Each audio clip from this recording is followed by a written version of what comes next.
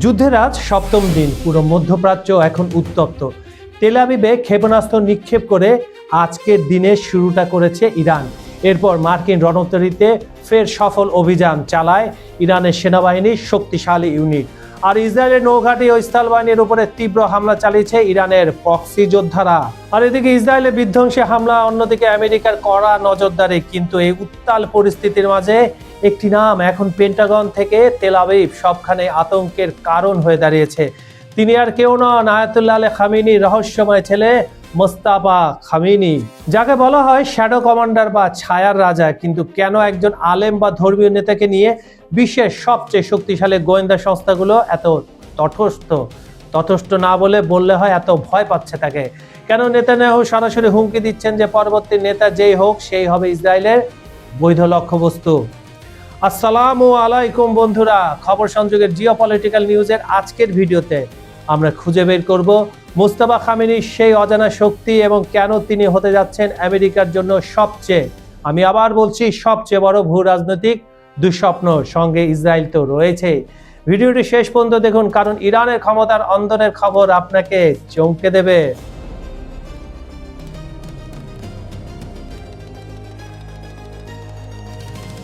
Mostafa Khamenei কেবল ইরানের সর্বোচ্চ নেতার ছেলেই নন, বরং তিনি গত 2 দশক ধরে ইরানের ক্ষমতার মূল চাবিকাঠি নিয়ন্ত্রণ করে আসছেন। 1959 সালে জন্ম নেওয়া এই মানুষটি খুব একটা প্রচার আলোয় আসে না। গুগলে ওনার ছবি খুব একটা আপনি বেশি পাবেন না। যদি উনি বেশি প্রচার করতেন নিজেকে, তাহলে প্রচুর ছবি পাওয়া যেত। এই একটা ছোট্ট প্রমাণ করে যে উনি আসলে প্রচার বিমুখ, পর্দার আড়ালে থাকতে বেশি ভালোবাসেন। কিন্তু যেহেতু তার বাবা মারা গেছেন, রানী খামেনি মারা গেছেন, সেহেতু তিনি এখন এসে পড়েছেন। কিন্তু ইরানের সেনাবাহিনীর বিশেষ ইউনিট যাদের দেখে ইসরায়েল ভয় পায়, তাদের উপর মোস্তাফার নিয়ন্ত্রণ প্রশ্নাতীত। মানে তার কমান্ডে মোটামুটি এতদিন চলে আসছিল। তার বাবা আলী খামেনি ছিল সুপ্রিম লিডার, কিন্তু সিদ্ধান্ত সেই নিত। সূত্র বলছে ইরানের গত কয়েকটি নির্বাচনের ফলাফল থেকে শুরু করে আঞ্চলিক যত সামরিক কৌশল রয়েছে সবকিছুই পর্দার আড়াল থেকে কিন্তু পরিচালনা করেছেন তিনি। আমেরিকার ট্রেজারি বিভাগ ইতিমধ্যে তার উপর নিষেধাজ্ঞা আরোপ করেছে, কারণ তারা জানে মোস্তাফা হলেন সেই ব্যক্তি যিনি খামেনির পর ইরানকে আরো কট্টর এবং আরো শক্তিশালী অবস্থানে নিয়ে যেতে পারে।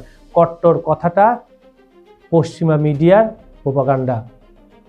ইরানের জনগণ যদি তাকে ভালোবাসে, অবশ্যই তাকে ভালোবাসে, তাহলে তার কট্টর হওয়ার কোনো প্রশ্নই আসে না।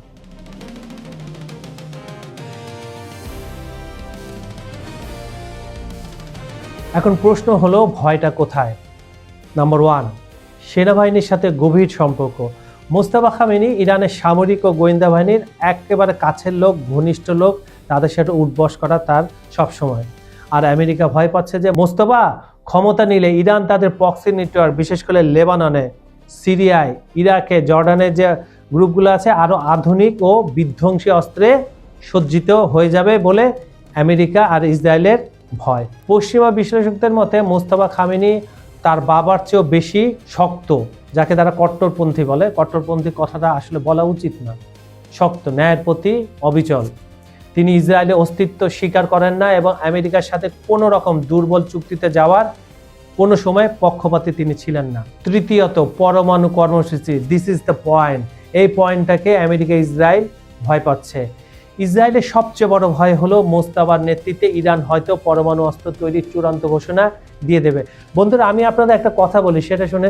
এই যুদ্ধের 2 থেকে 3 দিনের মাথায় ইরানে কিন্তু 4.3 মাত্রার একটা স্কেলের ভূমিকম্প হয়েছে। ইরান এমনি ভূমিকম্প প্রবণ দেশ, কিন্তু যুদ্ধের এই সময় ভূমিকম্পটা হওয়া, এবং রাশিয়ার তরফ থেকে খবর আসছে, চীনের তরফ থেকে খবর আসছে যে ইরান এখনো স্বীকার করছে না যে তারা ইতিমধ্যে নিউক্লিয়ার বোমার টেস্ট করে ফেলেছে।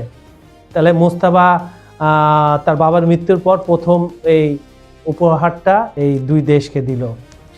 আর নেতানিয়াহু জানেন মোস্তাফা ক্ষমতায় আসা মানে মধ্যপ্রাচ্যে ইসরায়েলের আধিপত্য চিরতরে চ্যালেঞ্জের মুখে পড়া। শুধু ইসরায়েলের না, মার্কিন যুক্তরাষ্ট্রেরও।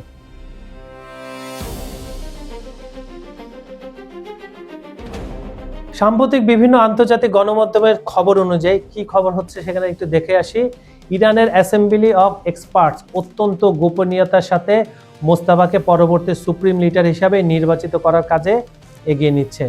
যদিও ইরানের সংবিধানে বংশগত শাসনের কোনো নিয়ম নেই, কিন্তু বর্তমান যুদ্ধ পরিস্থিতিতে সেনাবাহিনী চায় এমন একজনকে যিনি পুরো দেশকে এক রাখতে পারবেন এবং সামরিক বাহিনীকে নেতৃত্ব দিতে পারবেন শক্ত হাতে। ইসরায়েল ইতিমধ্যে হুমকি দিয়েছে যে খামেনি উত্তরসূরি যেই হোক না কেন তাকে লক্ষ্যবস্তু করা হবে। এর মানে পরিষ্কার, তারা মোস্তফাকে আটকাতে মরিয়া। ইরানের দৃষ্টিকোণ থেকে দেখলে মোস্তফা খামেনি হলেন স্থিতিশীলতার প্রতীক। যখন পশ্চিমারা ইরানকে ভেতর থেকে ভেঙে ফেলার চেষ্টা করছে, তখন মোস্তফার মতো একজন শক্তিশালী এবং সামরিক ঘনিষ্ঠ নেতার উত্থান ইরানের সার্বভৌমত্ব রক্ষার জন্য অপরিহার্য বলে মনে করা হচ্ছে। ইরান মনে করে আমেরিকা ও ইসরায়েল আসলে মোস্তফাকে ভয় পায় না, তারা ভয় পায় একটি ঐক্যবদ্ধ ও শক্তিশালী ইরানকে। এটাও আরেকটা গুরুত্বপূর্ণ পয়েন্ট।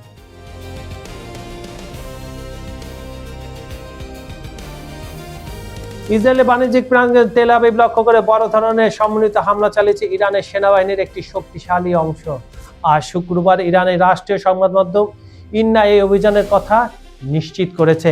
ইরানের বিবৃতিতে জানানো হয়, তেল আবিবের কেন্দ্রস্থল লক্ষ্য করে আধুনিক ক্ষেপণাস্ত্র ও ড্রোনের এই সম্মিলিত আক্রমণ পরিচালনা করা হয়েছে।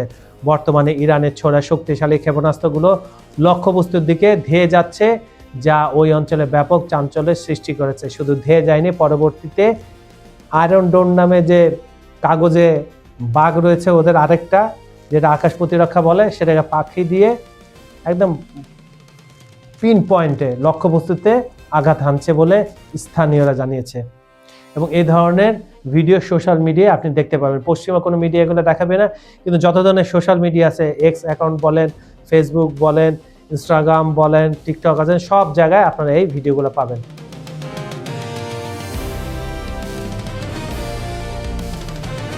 ইরানে খাতাম আল আম্বিয়া কেন্দ্রীয় সদর দপ্তরের দাবি অনুযায়ী ওমান সাগরে মার্কিন বিমানবাহী রণতরী ইউএসএস আব্রাহাম লিঙ্কন লক্ষ্য করে সফল ড্রোন হামলা চালিয়েছে ইরানের সেনাবাহিনীর শক্তিশালী ইউনিট। হরমুজ প্রণালী নিয়ন্ত্রণের উদ্দেশ্যে রণতরীটি ইরান সীমান্তে ৩৪০ কিলোমিটারের মধ্যে চলে এলে এই পদক্ষেপ নেওয়া হয়। হামলায় রণতরীটি ক্ষতিগ্রস্ত হয়ে বর্তমানে ঘটনাস্থল থেকে কত ১,০০০ কিলোমিটার দূরে অবস্থান করছে, তার মানে তারা পালাচ্ছে। এছাড়া অপারেশন ট্রুথ প্রমিস 4 এর অংশ হিসাবে 4টি ব্যালিস্টিক ক্ষেপণাস্ত্র ছোড়ার দাবিও করেছে তেহরান, যা আঞ্চলিক জলসীমায় ইরানের অপ্রতিদ্বন্দ্বী শক্তি ও সার্বভৌমত্ব রক্ষার দৃঢ় প্রত্যয়কে বারবার ফুটিয়ে তুলছে এই যুদ্ধের মাধ্যমে।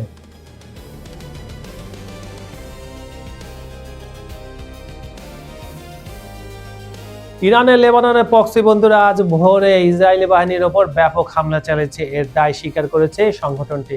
তারা জানিয়েছে সাম্প্রতিক দিনগুলোতে লেবাননের ভেতরে প্রবেশ করা ইসরায়েলি স্থল সেনাদের লক্ষ্য করে এই আক্রমণ চালানো হয়েছে। টেলিগ্রামে দেওয়া এক বিবৃতিতে তারা নিশ্চিত করেছে তাদের যোদ্ধারা লেবাননে মারুন আল রাশ এবং কাফার কিলা অঞ্চলে অবস্থানরত ইসরায়েলি সেনাদের উপর সরাসরি হামলা চালিয়েছে। স্থল অভিযানের পাশাপাশি প্রক্সি বন্ধুরা এই আক্রমণ ইসরায়েলের কৌশলগত স্থাপনাগুলোতেও ছড়িয়ে পড়েছে। বিবৃতিতে বলা হয়েছে অধিকৃত গোলান মালভূমিতে অবস্থিত ইসরায়েলি সামরিক ক্যাম্প এবং হাইফা বন্দরের একটি গুরুত্বপূর্ণ নৌঘাঁটি লক্ষ্য করে রকেট ও ড্রোন হামলা চালানো হয়েছে। তবে এই হামলাগুলোতে এখন পর্যন্ত কোনো হতাহতের খবর পাওয়া যায়নি। হতাহত হলেও এই খবর বাইরে আসবে না, কারণ তারা ভয় পায়।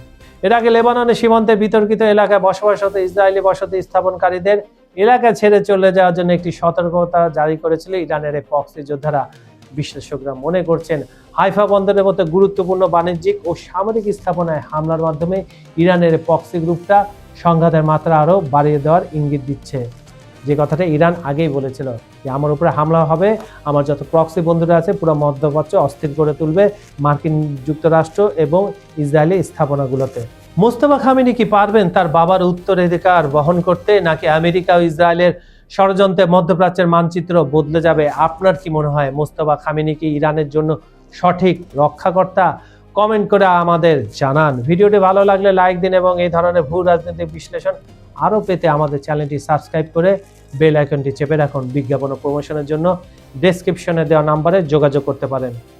খবর সঙ্গে জিওপলিটিক্যাল নিউজের অনুষ্ঠানটি আপনারা পৃথিবীর কোন প্রান্ত থেকে দেখছেন কমেন্টে জানান। Bangladesh, Bharat, Pakistan, America, Europe, Ukraine, Brazil, Argentina, Africa, Saudi Arab, Kuwait, Dubai, মধ্যপ্রাচ্য, যেখান থেকে দেখুন না কেন আমরা আপনার মতামত শুনতে চাই। আজ এই পর্যন্ত আমি কাজল হায়দার বিদায় নিচ্ছি। দেখা হবে পরের ভিডিওতে নতুন কোনো ইস্যু নিয়ে। ভালো থাকুন, নিরাপদে থাকুন। আল্লাহ হাফেজ।